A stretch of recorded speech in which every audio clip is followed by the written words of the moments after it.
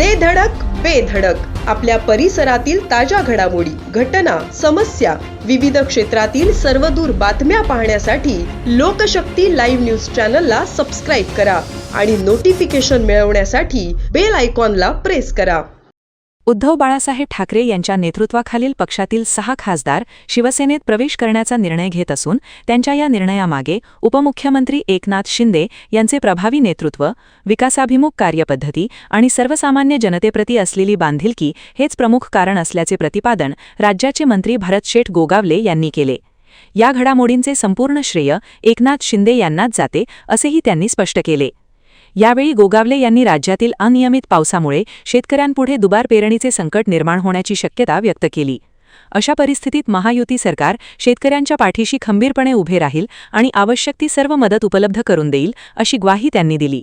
झालेला आहे आता जे काय तुम्ही मग सांगितलं ती वस्तुस्थिती आहे. कारण कोणालाही कल्पना न येता केलेला हे काम आहे. आज 6 खासदार जे काय आपल्यामध्ये प्रवेशित होत आहेत आणि आज जे काय त्यांनी आपल्याला सहकार्य करायचं ठरवलं त्याचं सर्व श्रेय एकनाथ शिंदे. आपला पेरा हा गेल्या 25 तारखेला झालेला, तर ह्या 25 तारखेला 1 महिना होते आणि एवढा उन्हामध्ये जे काय भात पेरलेलं असतं ते खराब होतं, कारण ते उगवणार नाही आहे. म्हणून एकतर दुबार पेरा करावा लागेल किंवा मग जी पाखरे असतात छोटे मोठे ते टिपून ते दाणे खातात आणि ते आपल्याला पेरा उगवू शकत नाही. अशा परिस्थितीत सरकार काय शेतकऱ्यांना मदत करणार आहे? कारण शेतकरी आता सध्या संकटात आहे. आतापर्यंत ज्या वेळेला संकट आले त्या वेळेला महायुतीच्या सरकारने आपल्याला मदतच केलेली आहे आणि आताही जसं संकट येईल तसं मदत करू. काय काळजी करायचं. माणगाव उपजिल्हा रुग्णालय येथे शिवसेना वर्धापन दिनानिमित्त आयोजित रुग्णवाहिका लोकार्पण सोहळ्यात ते बोलत होते.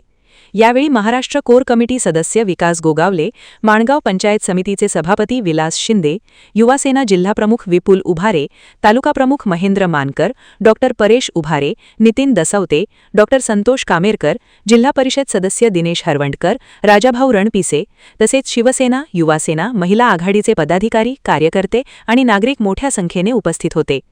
लोकशक्ती लाईव्हसाठी गौतम जाधव, इंदापूर. अशाच सच्चाई दर्शवणाऱ्या बातम्या पाहण्यासाठी लोकशक्ती लाईव्ह न्यूज चॅनलला लाईक करा, शेअर करा आणि सबस्क्राईब करा.